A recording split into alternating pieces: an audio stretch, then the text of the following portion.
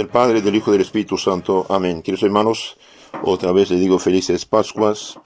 Los bendigo con sus familias. Continuamos nuestra meditación sobre Pascua en esta charla 53, 7 de Pascua. Nos basamos en Santo Tomás de Aquino, meditaciones para Cuaresma, Semana Santa y tiempo de Pascua.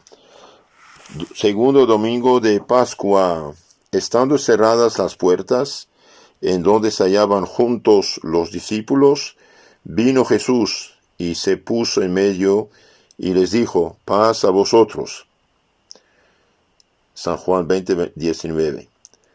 Según algunos, entrar estando las puertas cerradas es propio del cuerpo glorioso, porque dicen que en virtud de cierta condición de su estado, puede estar simultáneamente con otro cuerpo en el mismo lugar, en cuanto que es glorioso, y que esto se hizo y puede hacerse sin milagro. Pero esta opinión no tiene consistencia. Por lo tanto, ha de decirse que esto lo hizo Cristo milagrosamente en virtud de su divinidad.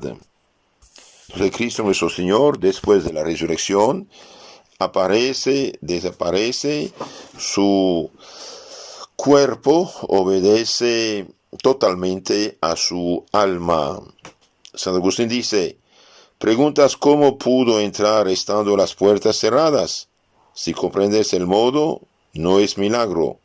Donde desfallece la razón, la fe tiene su lugar.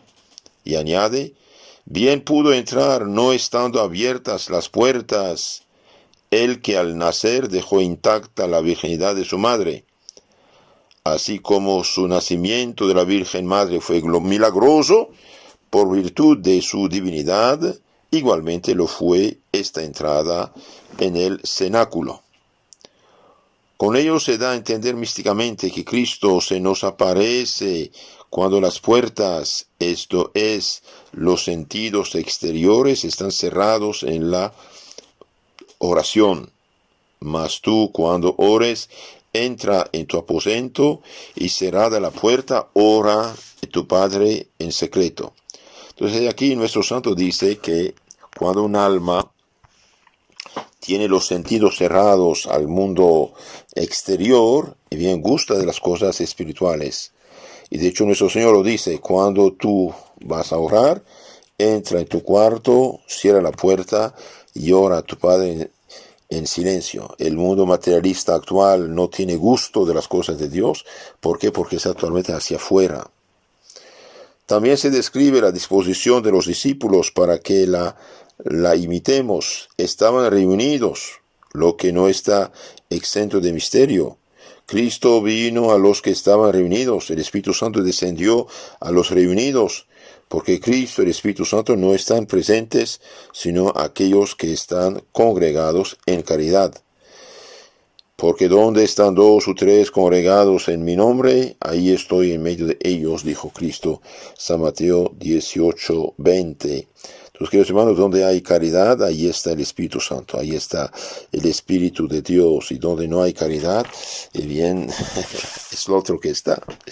Entonces hace falta vivir en caridad, aguantar, soportar, perdonar al prójimo, aguantar al prójimo, perdonar al prójimo, dijimos, y ayudar al prójimo a mejorar también.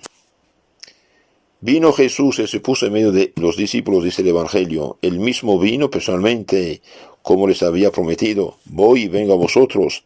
San Juan 14:28. Se puso en medio para que todos los reconociesen con seguridad y también para mostrar la conformidad de su naturaleza humana con la de ellos. Se puso en medio por condescendencia, porque estuvo entre ellos como uno de ellos, y para indicarnos, por otra parte, que debemos estar en medio de la virtud. Les dijo: paz a vosotros. Este saludo fue necesario porque la paz de los discípulos estaba muy perturbada por muchos motivos.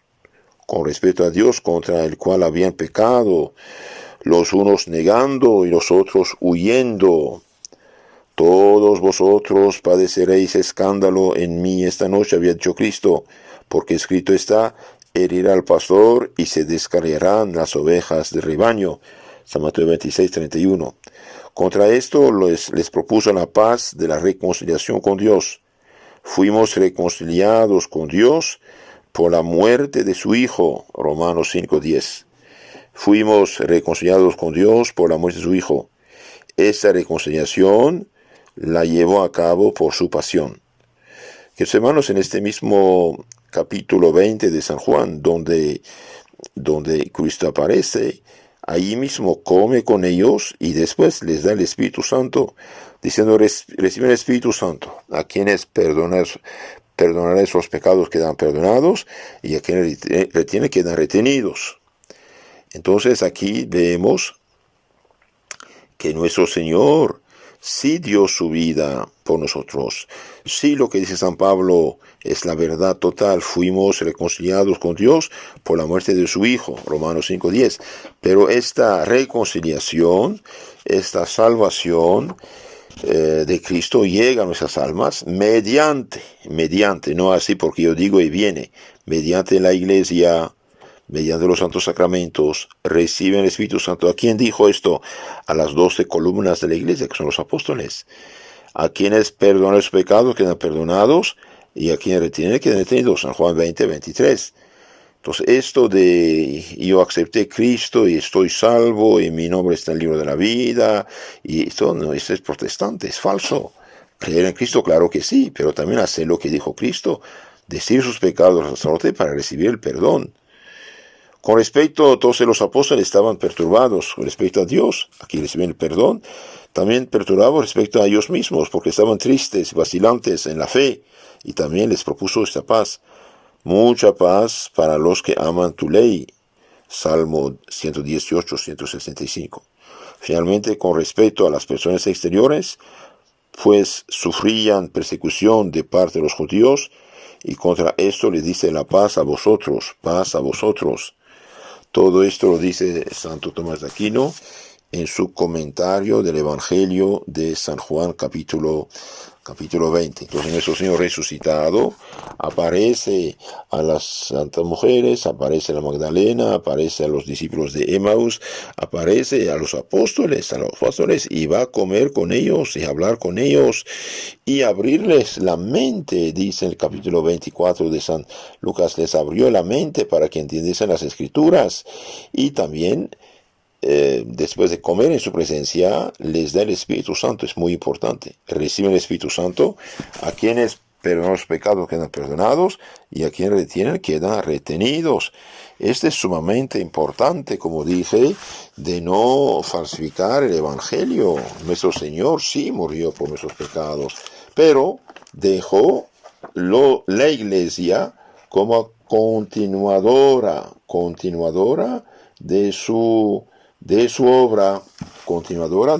La Iglesia existe para continuar a comunicar a los hombres la luz del Evangelio. Ahí viene la predicación y la salvación de Cristo mediante los santos sacramentos. Es importante, y el sacramento, más bien los dos sacramentos que perdonan los pecados, primero es el bautismo.